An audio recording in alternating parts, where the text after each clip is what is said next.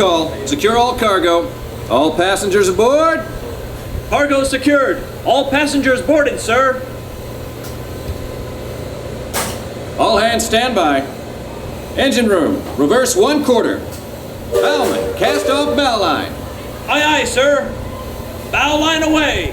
Engine room, ahead 1/4. Sound last bell.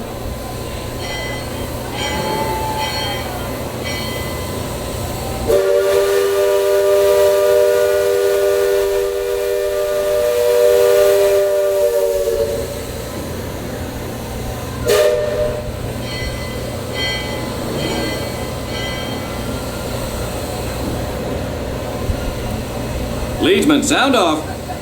Give me a depth reading by the mark. By the mark. Aft Twain. Mark 1. Mark Twain. Mark 3. Mark 4. Deep 4. Ocean deep. Mark 4. Engine room, ahead 3/4. Stand by. Steady as she goes. Captain? Welcome aboard the Liberty Belle. I'm your captain, Horace Bixby, and my pilot with me here on the Texas deck is a young cub that goes by the name of Sam Clemens. He's marking his 100th voyage down the river today with nary a calamity on his watch. Sam knows this river like his own backyard. Sam, tell our guest everything you know about this river. Well now, I always figure it is better to keep your mouth shut and appear stupid than to open it and remove all doubt. But I will tell you this, I love this river more than anything else. I've loved this river, even from the time I was a toddler back in Missouri.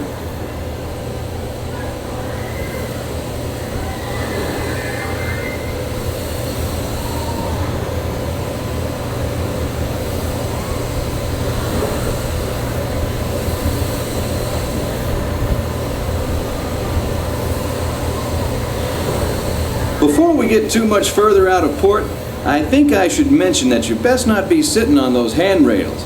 They're the only thing between you and the river don't always take kindly to uninvited guests.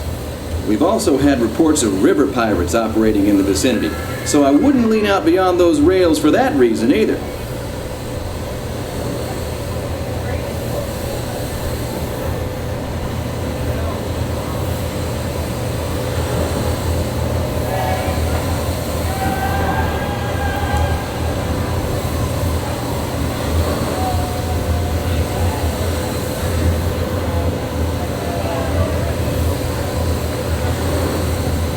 Now, for those of you on the port side, that river town we're passing is frontier land. A few years back, it was no more than a boom town carved out of the wilderness by a handful of settlers looking to start a new life. Today, gentility and decorum are running rampant. Oh, it still has its share of footloose trappers, keelboaters, prospectors, and an Indian or two, but mostly it's flush times and well on its way to becoming a fine big city. Frontierland reminds me some of my own hometown, Hannibal. It takes me back to when I was a barefoot boy growing up alongside the riverbanks. You know, it seems to me that when I was younger, I could remember everything, whether it happened or not. But as I grow older, I seem to remember only the things that never happened at all.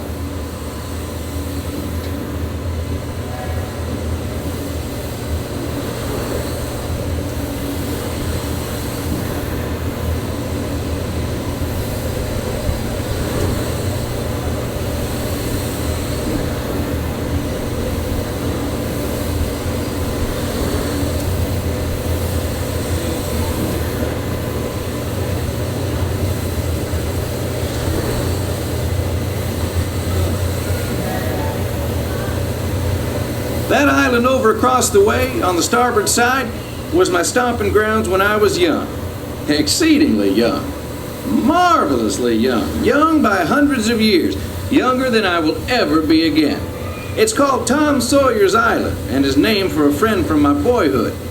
Even today, the only way you can get there is by raft. Old Man Harper's grain mill is there, back in the woods just off Tom's Landing. And that's Muff Potter's pond and his windmill. We almost hanged Muff once. And there's Huck's Landing. I always did like Huck. He could swear just wonderfully. He and Tom and I spent most of our wild and reckless youth exploring that island. Lots of caves, lots of adventure, if you know where to look. And we all knew where to look. That's Superstition Bridge. It connects the big island to the little one. And if you follow the Wilderness Trail there, it'll lead you right up to the gates of Fort Langhorne. It's the last trading outpost before we head into Indian country.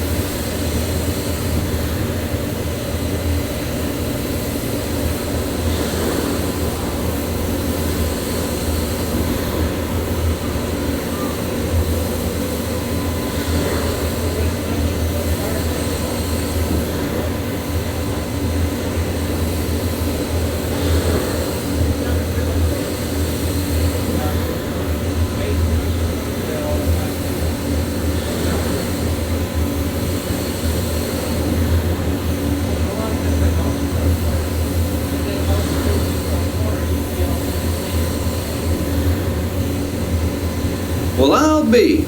Look who's drifted out of the bayou. Off to port, Captain. It's Beacon Joe. Old Beacon's been marking this river for longer than I can remember. Every time the river cuts a new channel, Old Beacon puts out a marker to let us know whether it's safe to travel or not. However, Sam here has been bragging that if push came to shove, he can navigate the Liberty Belle on a heavy dew. Isn't that so, Sam? Well, I was born humble, Captain, but mostly it's worn off.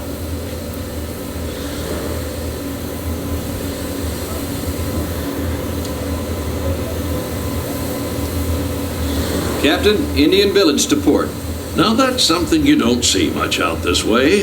That's an Algonquin Indian village. Looks to be from the Powhatan tribe. Usually they stay further east. I've seen Seminole and Miami this far west, and of course Shoshone, Blackfeet, and Crow, but I've never seen Algonquins out here. Lots of game out this way. I've seen moose and deer and plenty of other critters along the shoreline. Could be why the Powhatans are out this far. Just following the food trail.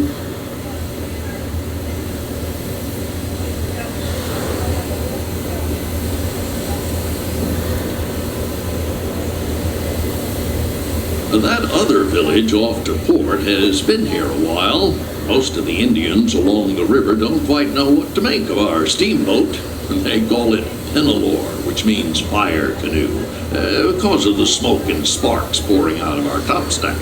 The first time we passed this way, they thought it was the return of one of their heavenly messengers. They said our riverboat was a comet of the sun.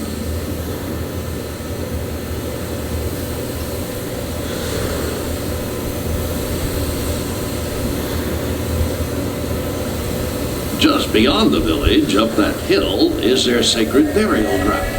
Now, those who fall in battle are placed atop the traditional bed of death. After nightfall, they'll return to mourn the great warriors who brought honor to the tribe.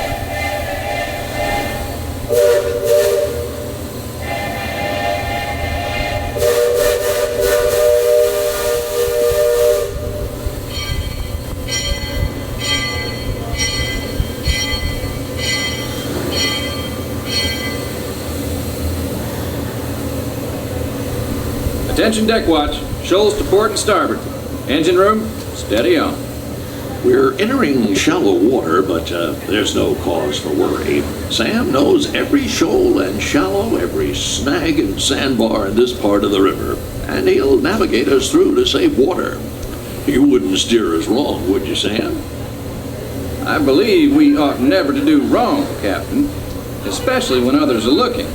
Leadsman, sing out. Mark 1, waterless 3, half twain, half Mark Twain, waterless, red flag, touch it. Those of you that have been this way before know that the water can get fairly shallow along this stretch of the river. The leadsmen call out the depth. Each mark is a fathom, or 6 feet. Mark Twain is 2 fathoms, and for us that means safe water.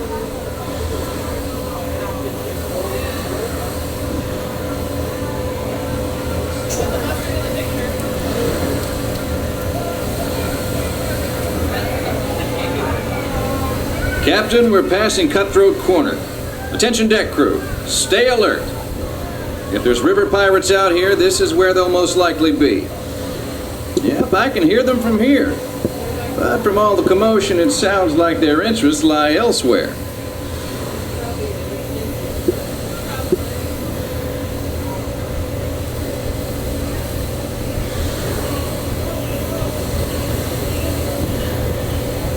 If you folks on deck look past the trees on the island, that's Fort Langhorne. Most of these old forts started out as trading posts. Then as settlers started heading west, the army came in and took them over. My feeling is, these days, there's a lot less frontier and a lot more civilization than is truly necessary.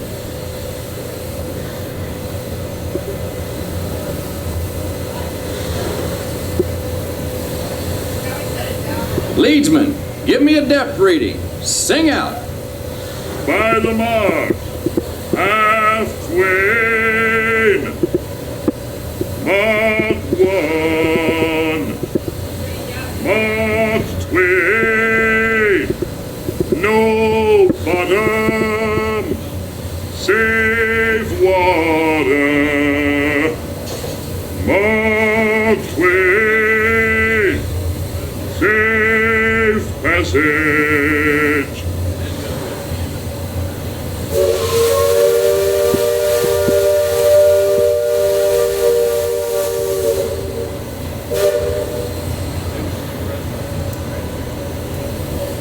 You see that brick mansion back over yonder there in the woods?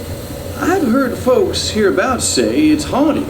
They say it was built on sacred Indian burial grounds, so now it's filled with spirits. If you ask me, I'd say the ones telling those tales are the ones filled with spirits. If you want proof, just ask them. They got it. About 100 proof, I reckon. And whatever you do, don't strike any matches if they aim to breathe in your direction, or you won't just be seeing ghosts, you'll be joining them.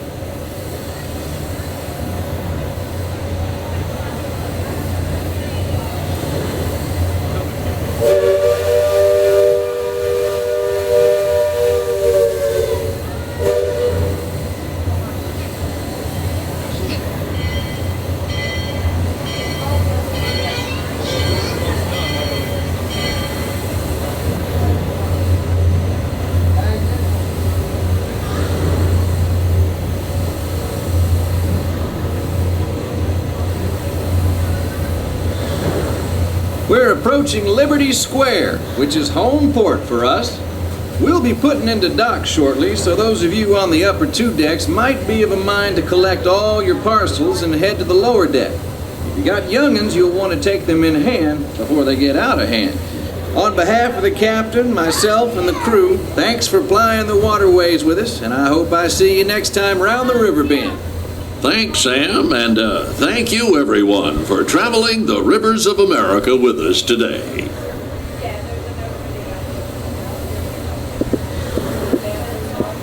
Engine room. Approach levee at 1/4 steam. Man the bow line. Purser, check freight and cargo. All hands prepare to dock. All passengers, stand by to go ashore.